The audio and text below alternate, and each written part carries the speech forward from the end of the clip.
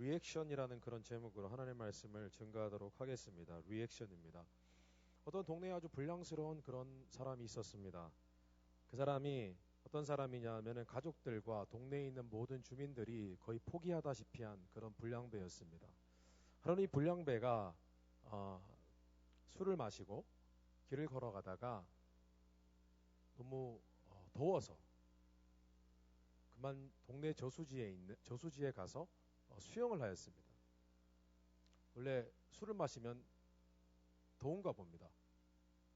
저는 잘 모르겠어요. 근데 더운가 봐요. 그래서 저수지에 가서 수영을 하였습니다. 그런데 수영을 하다가 그만 물에 빠지고 말았습니다. 지나가던 동네 이장님이 그 광경을 보았습니다. 그래서 목숨을 무릅쓰고 그 청년을 물에 들어가서 구했습니다. 그 청년이 인공호흡 끝에 마침내 숨을 쉬게 되었고 살아났습니다. 그가 살아나서 자신을 살려준 이장님에게 고맙습니다라고 인사를 하니 이장님께서 그 청년에게 이렇게 이야기를 합니다. 자네는 지금 거의 죽었다가 다시 살아난 것과 다름이 없네. 왜냐하면 자네가 빠진 그 저수지의 그 지점은 매년 사람들이 우리 동네에 놀러와서 수영을 하다가 죽는 곳이네. 거기에는 소용돌이가 있고 또 거기는 매우 깊다네. 자네는 죽었다가 살아난 것이나 다름없네. 이제 앞으로 제발 동네에서 포기한 듯한 그런 인생 살지 말고 좀 선하고 좀 아름다운 그런 인생을 살아보게. 그렇게 살게 라고 했습니다. 그리고 뜬금없이 이 동네 이장님은 며칠 뒤에 돌아가셨습니다. 돌아가신 이유가 뭐냐면은 이 물에 빠진 청년을 구하고 수영할 때 저수지의 물을 조금 들이마셨는데 그 속에 슈퍼박테리아가 있었습니다. 제가 꾸며낸 이야기입니다. 그러니까 제가 뭘 넣어도 상관이 없죠. 그 마신 물에 저수지에 슈퍼박테리아가 있었는지 괴물이 있었는지 상관이 없는 일이죠. 어쨌든 그 슈퍼박테리아를 마시고 이제 그 병이 이제 폐혈증이 생겨서 이제 병명도 들어오죠. 폐혈증이 생긴 거예요. 죽었어요. 여러분이 생각하시기에 청년의 인생이 어떻게 되었을까요? 그 이후로. 그 청년이 그런 은혜를 입고 난 뒤에 그의 삶이 어떻게 변했을까요? 그것은 그 청년이 자신이 경험한 그 은혜, 그 동네 이장님이 베풀어 준 그 은혜에 대해서 그 청년이 어떻게 반응하느냐에 따라서 그의 삶이 아마 달라졌을 수 있었을 것입니다. 둘 중에 하나겠죠. 하나는 그 청년이 생각하면 생각할수록 그 이장님의 희생이 너무 감사하고 고마워서 그 은혜를 입은 마음으로 자신의 나빴던 습관 이것들을 싸워서 이겨나가고 내가 이제 이렇게 살아서는 안 되겠구나 라고 마음에 결단을 하고 열심히 살다가 그렇게 살다 보니 동네에서 인정받게 되고 선하고 아름다운 그런 삶을 살았을 수도 있고 또 한 3개월, 6개월쯤에까지 좀 착한 사람, 착한 모습으로 살아볼까 노력하다가 결국은 갑자기 나는 원래 살던 대로 살아야겠다. 내 원래 삶이 이런 삶인데 라고 생각하고 다시 과거의 모습으로 돌아가서 영원히 불량배로 동네에 그런 문제투성이인 그런 사람으로 살아갔을지도 모릅니다. 여러분 신앙생활이라는 것이 무엇입니까? 신앙생활이라는 것은 하나님의 은혜에 대해서 반응하는 삶을 사는 것입니다. 반응이 뭐죠? 영어로 리액션입니다. 어떤 일이 왔을 때에 거기에 대해서 내가 반응을 하는 것입니다. 왜냐하면 신앙생활이라는 것은 그냥 하나님 은혜 받고 하나님 은혜가 이런 거구나. 하나님은 이런 분이시구나. 그냥 깨닫고 마는 것이 아닙니다. 은혜에 대해서 반응하는 것입니다. 내가 하나님의 말씀에 대해서 반응하는 것입니다. 내가 하나님이 주신 그런 놀라운 일들, 예를 들어서 기도 응답을 받았으면 그 기도 응답을 받은 것에 대해서 우리는 반드시 반응을 해야만 합니다. 은혜에 반응한다는 것은 곧 말씀이 깨달아지거나 기도 가운데 하나님이 어떤 감동을 주시고 어떤 체험을 주실 때에 거기에 대해서 내가 이제 앞으로 무엇을 해야 되고 어떻게 살아가야 할 것인가 그것을 묵상하는 것입니다. 그리고 그렇게 살기로 결단하는 것을 의미합니다. 결국 믿는 자가 하나님의 은혜에 대해서 어떻게 반응하느냐에 따라서 어떻게 반응하느냐 그것이 결국은 그 사람의 신앙생활이 어떤 열매를 맺고 어떤 결과를 맺느냐 그것을 결정하는 중요한 요인이 된다는 것입니다. 여러분 생각해 보십시오. 하나님이 우리에게 은혜를 주십니다. 근데 그 은혜라는 것은 하나님 말씀을 통하여 깨닫는 은혜일 수도 있고 우리의 삶 가운데 역사하시는 그 은혜일 수도 있습니다.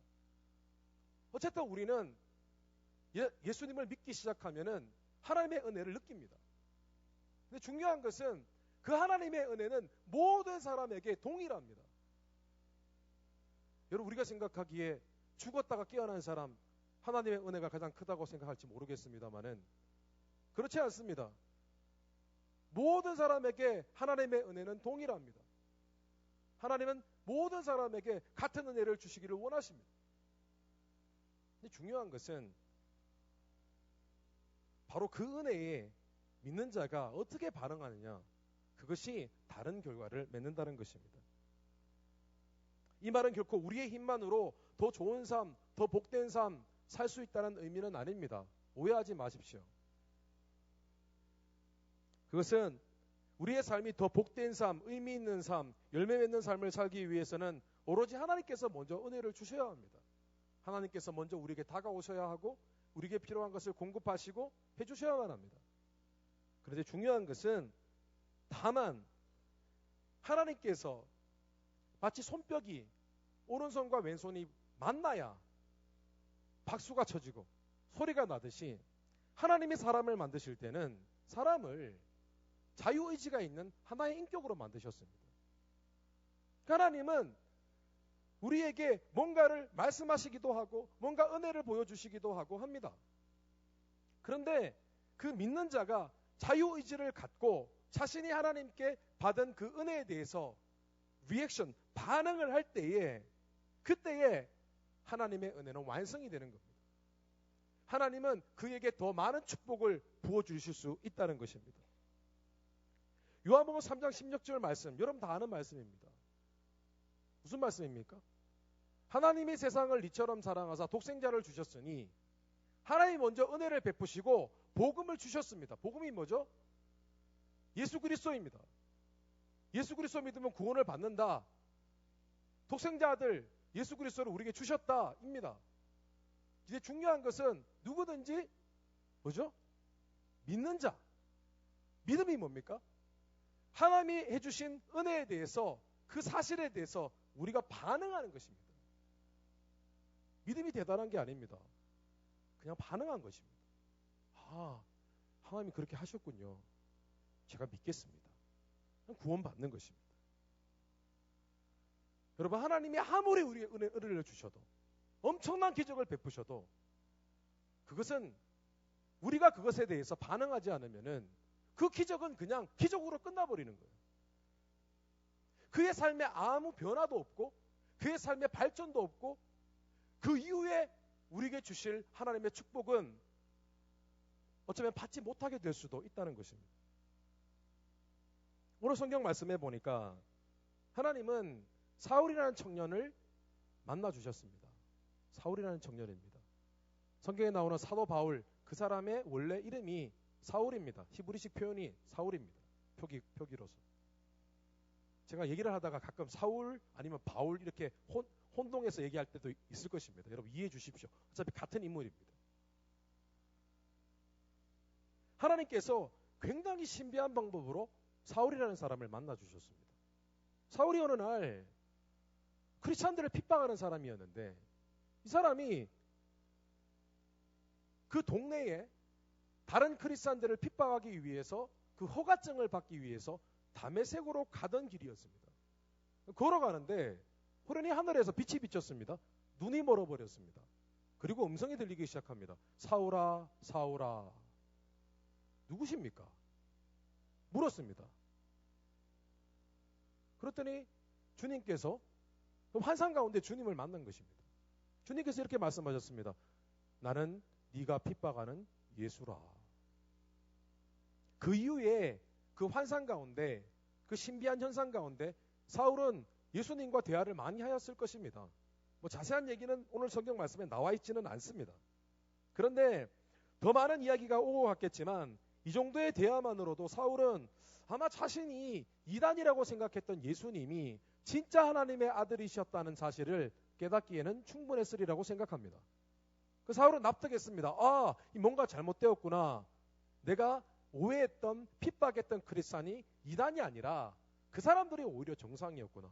내가 나쁘게 생각했던 예수님이 진짜 하나님의 보내신 메시아, 구원자구나. 그걸 깨달았을 것입니다. 그런데 참 이상합니다. 더 놀라운 것은 사울이 이제 예수님을 믿게 되었습니다. 그런데 사울이 예수님을 만난 지 며칠이 되지 않아서 그의 삶이 180도로 변화되었습니다. 바뀌었습니다. 어떻게 바뀌었냐면은 며칠 전까지만 해도 기독교인들을, 크리스찬들을 핍박하고 노골적으로 죽이려고 작정했던 사람, 실제로 죽였습니다. 사람들을. 감옥에 가뒀습니다. 잔인하기로 악명 높은 사람이 바로 사울이라는 사람이었습니다. 그런데 이 사람이 며칠이 지나지 않아 바로 예수님을 전하는, 복음을 전하는 복음 전도자가 되었습니다. 여러분, 여기서 우리가 깊이 있게 생각해야 될 부분이 있습니다. 아, 사울이 예수님을 만난 그 과정이 정말 신비스러웠구나. 기상천외한 그런 일을 겪었구나. 정말 놀라운 기적 같은 일을 경험했기 때문에 사울이 그 엄청난 사실을 깨닫고 엄청난 어떤 일들을 경험한 뒤에 사울이 180도 인생이 바뀌었구나. 이렇게 생각할 수 있습니다. 물론 그것도 맞습니다. 하나님께서 그런 엄청난 기적 같은 일들을 사울에게 행하셨습니다. 그런데 우리가 주목해야 될 것은 사울이 자신이 경험한 하나님이 주신 은혜에 대하여, 자신에게 들려주신 어떤 진리에 대하여 그가 의지적으로 반응하고 결단한 부분도 우리가 반드시 눈여겨봐야 할 부분이라는 사실입니다. 오늘 말씀해 보니까요, 사울이 예수님을 만났습니다. 기적적으로. 환상 가운데 만났습니다. 우리와 다르게 만났죠. 만났는데 그때에 사울이 완전히 바뀐 그 모습을 오늘 20절 말씀에 이렇게 묘사하고 있습니다. 즉시로 각 회당에서 예수가 하나님의 아들이심을 전파하니.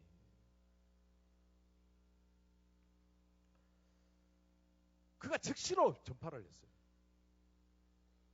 하나님이 야, 너 당장 내일부터 내 이름 전해야 돼? 복음 전해야 돼? 그렇게 말씀하시진 않았을 것입니다. 그냥 너는 앞으로 나의 이름을 증거할 그런 일을 하게 될 것이다. 뭐 그렇게 말씀을 하셨을 것입니다. 그런데 사울은요, 바로 그 다음날 즉시로 복음을 전하기 시작했습니다. 여러분, 그래서 오늘은 믿는 자가 더욱 변화된 삶, 복된 삶을 살기 위해서 필요한 리액션, 다시 말하면 의지적인 반응과 결단, 그것이 무엇인지 잠시 나누고 묵상하는 시간 갖도록 하겠습니다. 첫째로, 믿는 자가 하나님의 은혜에 대해서, 하나님의 주시는 말씀에 대해서 해야 할 리액션은 surrender, 항복이라는 리액션입니다. 항복이라는 리액션. 항복. 오늘 성경 말씀에 보면 우리는 사울이 하나님을 만난 사건을 그저 길을 걸어가다가 이상한 신비한 경험을 해서 예수님을 믿게 된 사건 정도로만 생각을 합니다. 그래서 오늘 앞서 읽은 말씀, 오늘 본문 말씀을 가만히 묵상해 보면은 단지 그 스토리만 나와 있는 것이 아닙니다.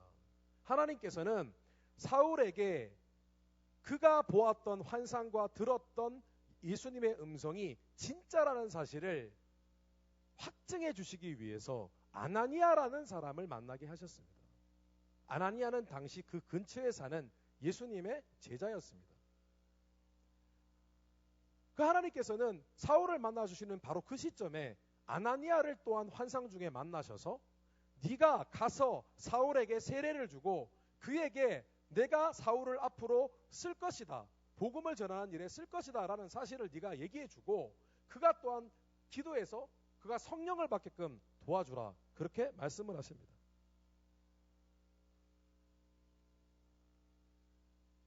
사도행전 9장 10절에서 19절 말씀을 보니까 이렇게 나와 있습니다. 한번 현대인의 성경 번역으로 들어보십시오. 그때 다마스커스에 아나니아라는 제자가 있었다. 주님께서 환상 가운데 그에게 나타나 아나니아야 하고 부르셨다. 그가 예 주님 하고 대답하자 주님께서 이렇게 말씀하셨다. 너는 어서 고든 거리에 있는 유다의 집에 가서 다소 사람 사울을 찾아라. 지금 그가 기도하고 있다.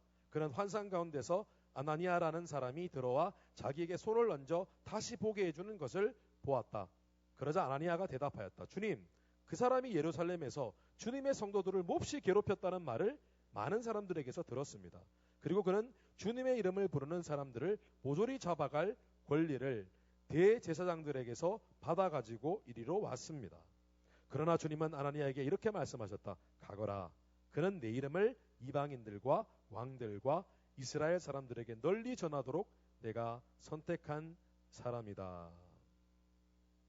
흔히 학자들은 이렇게 생각합니다. 바울이라는 이 위대한 이 사도, 이방인에게 전도를 한, 수많은 나라에 복음을 전한, 오늘날 유럽을 기독교화한 이 사도 바울, 그가 예수님을 처음 만났을 때, 신비한 방법으로 만났을 때 그는 아마 예수님으로부터 자신이 앞으로 해야 될 일에 대해서 대부분의 이야기를 계시적으로 들었을 것이다 라고 판단을 합니다. 그렇게 추측을 합니다. 저도 그 부분에 있어서 동의합니다. 바울은 매우 신비한 방법으로 구원을 받았고 매우 신비한 방법으로 하나님으로부터 자신이 앞으로 해야 될 일에 대해서 들었습니다. 여러분 부럽죠? 여러분도 앞으로 일어날 일에 대해서 하나님으로부터 들었으면 좋겠죠. 근데 바울은 실제로 그것을 들었습니다. 그런데 사울이 바울이 되기까지 그 사람은 기독교인들을 핍박하고 죽이는 사람이었습니다. 근데 그 사람이 복음을 전하는 사람으로 180도 변화되기까지 그가 환상을 잠시 보고 난 후에 눈이 멀고 그 시간 동안에 그가 그렇게 갑자기 변화할 수 있었을까요? 그 하나님께서 아나니아라는 사람을 붙여주신 이유는 사울이 네가 본 것이 진짜다 라는 것을 확증해 주시기 위해서 아나니아라는 사람을 불러주신 것입니다. 만나게 하신 것입니다. 그래서 마침내 사울은 자신의 받은 구원과 하나님의 부르심에 대해서 이것이 진짜구나. 내가 이런 사람이구나. 나는 이렇게 부르심을 받았구나. 라는 사실을 결단하게 됩니다. 그런데 아마 사울 자신도 마음속에 그가 자신이 들은 내용이 너무 신비하고 아나니아로부터 확증을 받았지만 여전히 그는 내가 정말 이제는 내가 그렇게 핍박하고 죽이려 했던 그 사람들처럼 그렇게 내가 살아야 되나? 갈등했을 것입니다.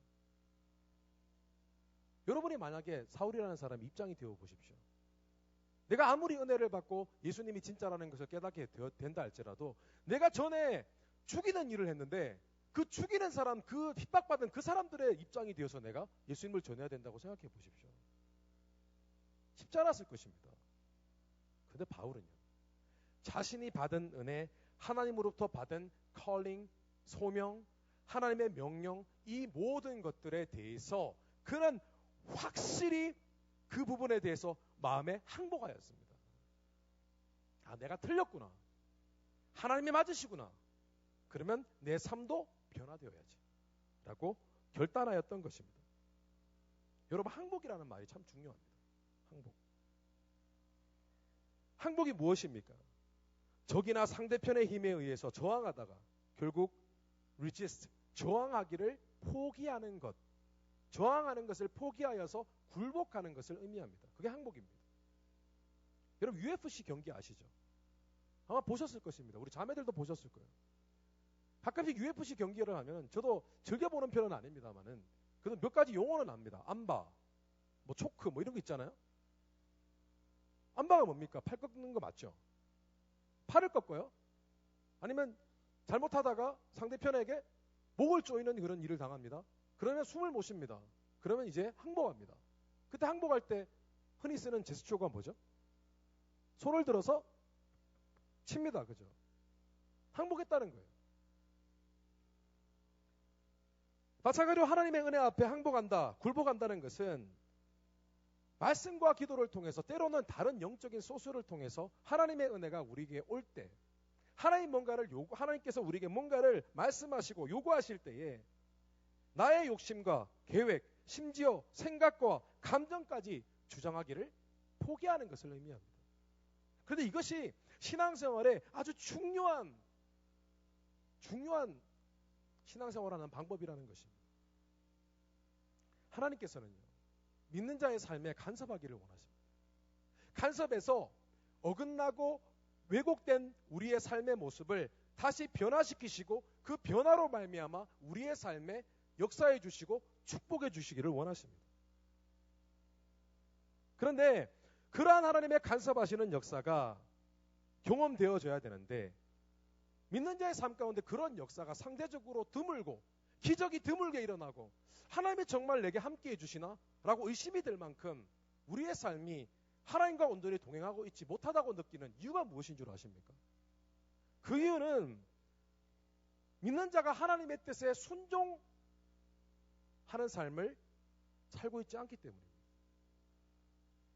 그런데 순종을 해도 여전히 하나님의 역사가 적은 이유는 그 순종이 하나님께 완전히 그의 마음과 생각과 감정과 모든 것이 마음이 완전히 항복된 그 황복된 마음에서 나오는 순종이 아니라 그냥 단편적으로 몇 개만 순종하고 절반만 순종하는 그런 미완성적인 순종을 하기 때문입니다. 믿는 자는 하나님의 말씀과 주신 감동에 순종하기 전에 자신이 정말 그 부분에 있어서 하나님께 온전히 항복했는가를 따져보아야만 합니다. 그렇지 않으면 매번 똑같은 일에 고통스럽게 순종해야 하는 일을 반복하게 됩니다. 가끔 청년들 가운데 사랑과의 관계에 있어서 자주 충돌하고 마음의 시험에 드는 그런 청년들을 만날 때가 있습니다. 그런데 그래도 하나님을 믿고 하나님의 말씀에 순종하는 마음이 있어서 어떻게든 이 관계 속에서 내가 받은 상처를 내가 회복하고 그 사람을 용서하고 그 사람을 사랑하고 축복하는 그런 마음을 가져야 되겠다 라고 무지 고통스럽게 기도하며 며칠 때로는 몇 달 걸리기까지 하면서 결국은 그 사람을 용서하고 축복합니다. 아주 귀한 일이죠. 그런데 다시 또 몇 달이 지나면 그 대상이 바뀌어서 또 다른 사람에게 상처받고 그 사람하고 관계가 틀어져서 그 사람을 용서하고 축복하고 사랑하는데 또 시간이 한참 걸립니다. 매번 같은 일을 반복합니다. 뭔가 이상하지 않으십니까? 언제까지 도대체 용서해야 되고 언제까지 사랑해야 됩니까? 왜 이런 일이 일어나냐면은 하나님 말씀 듣고 용서하라 사랑하라는 말씀에 순종을 하였습니다. 그러나 순종은 했지만 관계에 있어서 용서하고 사랑하는 그 부분에 대해서 나의 모든 인간관계에 대해서 하나님의 뜻에 항복하지는 않았던 것입니다. 만약에 나의 인간관계의 모든 문제에 있어서 하나님 앞에 완전히 행복했다면 하나님 이 관계도 하나님이 하셔야 되고 저는 이 부분에 대해서 더 이상 저의 감정을 내세우지 않겠습니다 라는 항복이 이루어졌다면 그는 갈수록 관계에 문제가 생길 때마다 그 관계에서 회복되는데 시간이 점점점 짧아지게 될 것입니다. 그렇지 않습니까? 여러분 하나님께서는요 우리의 삶의 모든 부분에 대해서 모든 영역에 대해서 우리의 의지를 하나님의 뜻 앞에 온전히 항복하는 그런 항복의 마음을 받아내기를 원하십니다.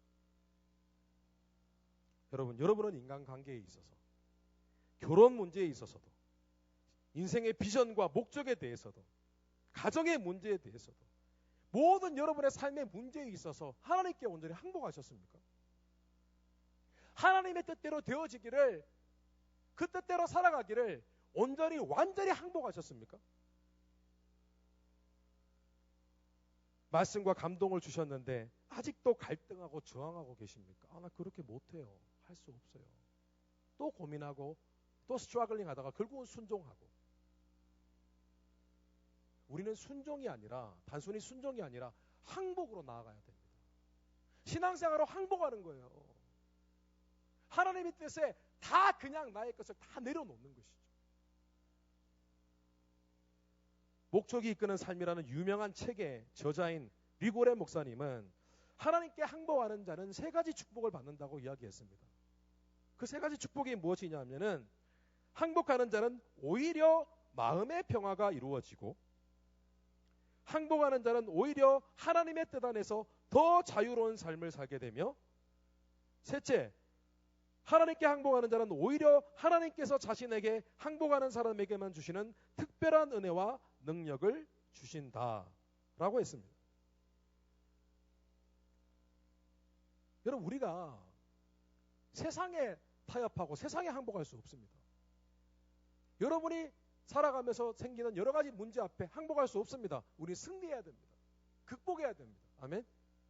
그런데 하나님께만큼은 모든 일에 대해서 항복해야만 합니다.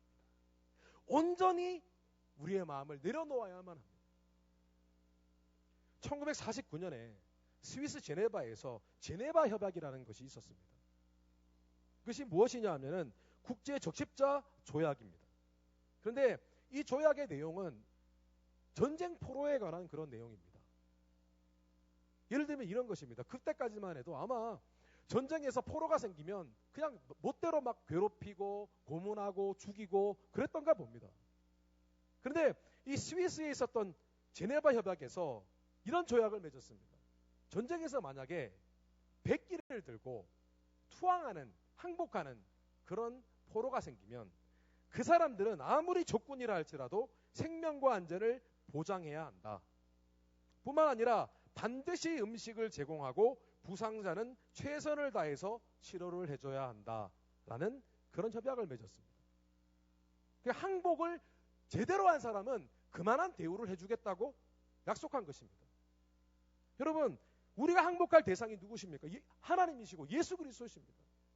여러분의 삶 가운데 하나님의 뜻 가운데 있기를 원하고 그것에 온전히 항복하고 그렇게 살기로 한 자들에게는 하나님께서 그의 삶을 축복하시고 그에게 은혜와 능력을 베풀어 주십니다. 그리고 놀라운 삶으로 변화시켜 주신다는 것입니다. 여러분, 단순히 순종이 아니라 항복하십시오. 여러분의 관계도, 여러분의 직장의 삶도 하나님의 뜻이 있다면 그 뜻에 항복하십시오. 그래서 다시는 거기에 대해서 순종해야 하는 수고를 하지 않고 항복해서 내 마음이 편하고 그렇게 하나님의 뜻 가운데 온전히 살아가는 그런 복된 종들 되시기를 주님의 이름으로 축원합니다. 둘째로 믿는 자가 하나님의 은혜 앞에 해야 할 의지적인 반응, 리액션은 헌신, 커밋먼트, 헌신이라는 리액션입니다. 사울은 하나님의 뜻에 온전히 항복하여 이방인들에게 복음을 전하는 부르심에 즉각적으로 순종하였습니다. 그런데 복음을 전하기 시작했는데 그 일이 만만치가 않았습니다. 복음을 전하니까 과거에 자신하고 같이 크리스찬들을 핍박하던 그 자신의 동료들이 듣고 처음에는 뻥 찐 겁니다. 이거 어떻게 된 거지? 어제까지 나하고 같이 핍박하던 자가 예수님을 전하네? 처음에는 그 사람들이 놀랐습니다. 그런데 나중에 그 사람들이 정신을 차리고 난 다음에 얘가 미쳤구나 하면서 도리어 사울을 죽이려고 하였습니다. 적들이 생긴 것입니다. 핍박이 온 것입니다. 회방하게 된 것입니다. 하나님의 뜻대로 항복하고 순종했더니 좋은 결과가 있을 줄 알았는데 그렇지 못했습니다. 적이 생겼습니다. 그런데 적이 하나가 아니라 둘이 생겼습니다. 같이 예수님을 믿는 사람들조차도 사울이 옛날에 어떻게 살았는지를 알고 있었기 때문에, 그가 같은 크리스찬들을 죽이는 사람이었다는 걸 알고 있었기 때문에 그들이 사울이 변화된 것을 믿어주지 않았습니다. 사울과 대화하기도 싫어했습니다. 실제로 오늘 23절에서 26절 말씀에 보니까 이런 말씀이 있습니다.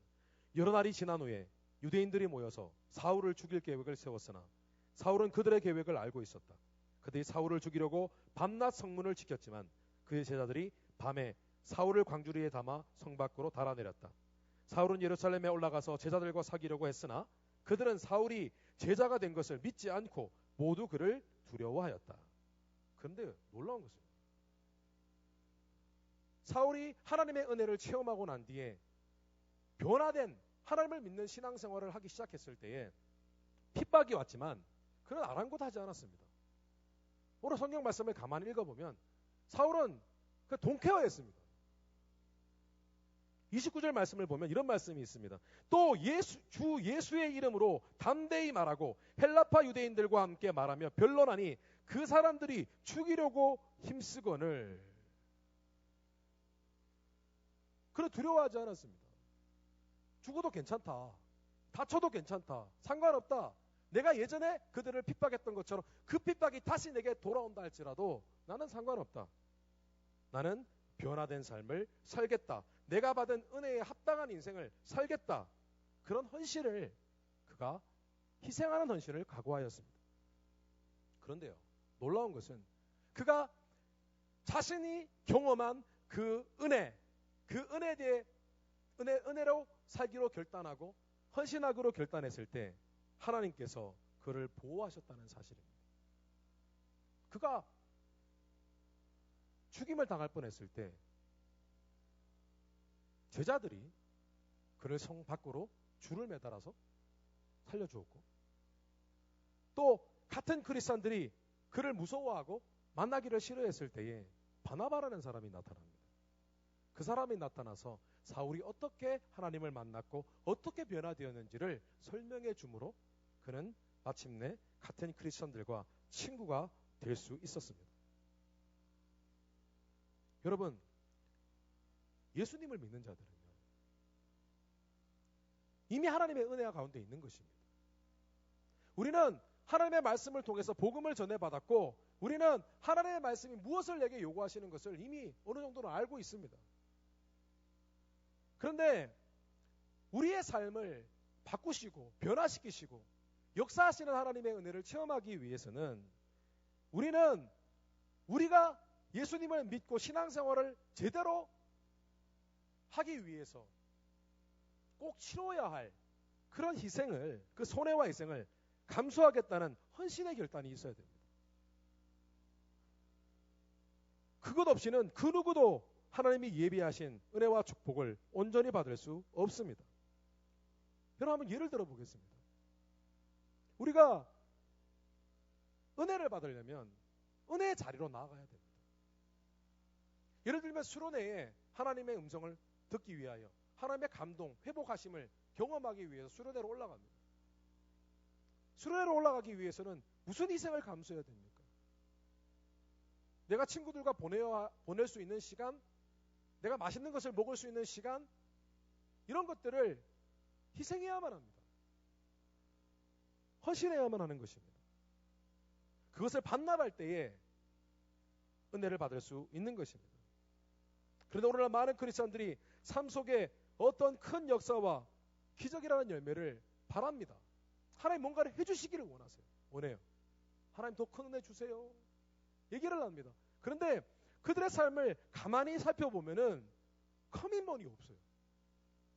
아무것도 하지 않는데 그냥 하나님의 은혜가 주어지기를 원합니다. 내가 은혜 자리에 있지도 않는데 하나님이 내 삶을 변화시켜 주기를 원합니다. 물론 처음 하나님을 잘 모를 때는 하나님이 그냥 막 은혜를 부어주시고 내가 커밋먼 하지 않았는데도 하나님이 기적을 맛보게 하시고 기도 제목을 응답해 주시고 그럴 때가 있습니다. 그러나 그 이후에 이미 우리가 하나님의 은혜 안으로 들어왔을 때에는 하나님은 믿는 자들에게 헌신을 요구하십니다. 하나님께서는 우리에게 시간을 요구하시고 에너지를 요구하시고 그런 헌신의 삶을 필요로 하신다는 것입니다. 여러분은 하나님을 제대로 믿고 섬기기 위해서 주일날마다 같이 나와 운동하기를 원하고 같이 나와 시간을 함께 보내기를 원하는 그 친구를 여러분 포기할 헌신의 마음이 되어 있으십니까? 하나님으로부터 은혜 받기 위해서라면 지친 몸도 억지로 추스려서 교회당으로 오는 그런 헌신의 마음을 갖고 계십니까? 때로는 하나님의 은혜를 받기 위해서는 여러분 세상 사람들이 하는 수고의 2배를 해야 될 수도 있습니다. 3배를 해야 될 수도 있습니다. 그러나 이것을 할 때에 하나님의 은혜는 놀랍게 응답되어지는 것입니다. 왜 우리를 구원하신 영원한 창조주 되시는 우리의 모든 것을 책임지시는 그 하나님을 따르기 위해서 치러야 할 헌신을 하기를 두려워하십니까? 하나님을 향한 헌신은 잠깐의 수고와 희생을 요구하지만 그 보상은 비교할 수 없을 만큼 큰 것입니다. 마가복음 10장 29절에서 30절 말씀에 보니까 예수께서 이르시되 내가 진실로 너에게 이르노니 나와 복음을 위하여 집이나 형제나 자매나 어머니나 아버지나 자식이나 전토를 벌인 자는 현세에 있어 집과 형제와 자매와 어머니와 자식과 전토를 100배나 받되 핍박을 겸하여 받고 내세의 영생을 받지 못할 자가 없느니라. 성경 말씀에 하나님의 은혜는 공짜고 거저 주시는 거라고 말씀합니다. 그런데 그 이후에 하나님을 믿는 자들의 신앙생활은 그렇지 않다고 얘기합니다. 이제 하나님의 은혜를 아는 자들은 그 은혜에 반응하고 그 은혜를 받기 위하여 마땅히 다른 것을 버릴 수 있는 헌신이 있어야만 그 은혜가 더 증가되고 그가 더 크신 하나님을 만나고 더 크게 역사하시는 하나님의 은혜를 축복을 경험할 수 있다는 것입니다. 세계적으로 유명한 산부인과 의사, 모르겠어요. 산부인과 의사가 얼마큼 유명한지 모르겠습니다만 하워드 켈리라는 사람, 이 사람이 아주 유명한 글을 남겼습니다. 그가 의과대학을 졸업하기 전에 이런 일기를 썼다고 합니다. 한번 들어보십시오. 주님, 내 자신과 나의 시간과 나의 능력과 나의 열정, 이 모든 것을 당신께 드립니다. 당신의 도구로 사용되기를 원하오니 나를 정결케 하시고 제가 주님께 가까이 가는 것을 방해하는 것이라면 그것이 세상에서 말하는 엄청난 성공이라 할지라도 제게 허락하지 마옵소서. 하나님 은혜 더 경험하기 원하십니까? 복 받고 싶으십니까? 그냥 기도해서 되는 것이 아니라는 거예요. 그냥 바라기만 하고 세상 사람들이 마치 복을 바라듯이 시험을 앞둔 자녀를 위해서 엿을 학교문에 갖다 붙이듯이 그렇게 한다고 되어지는 것이 아니라는 것이죠. 하나님의 은혜라는 것은 이제 그 은혜를 알았다면 그 은혜에 대해서 항복할 수 있고 헌신할 수 있는 그 자들에게 더욱 풍성히 누려지는 은혜라는 것입니다. 여러분, 여러분의 삶 가운데, 매일의 삶 가운데, 신앙생활하는 가운데 하나님을 향하여 항복과 헌신이라는 이 리액션으로 더욱 적극적으로 살아가셔서 하나님의 축복을 날마다 경험하고 놀라운 하나님의 비밀을 깨닫고 기적을 경험하는 그런 복된 삶을 살게 되시기를 주님의 이름으로 축원합니다. 다 시도하겠습니다.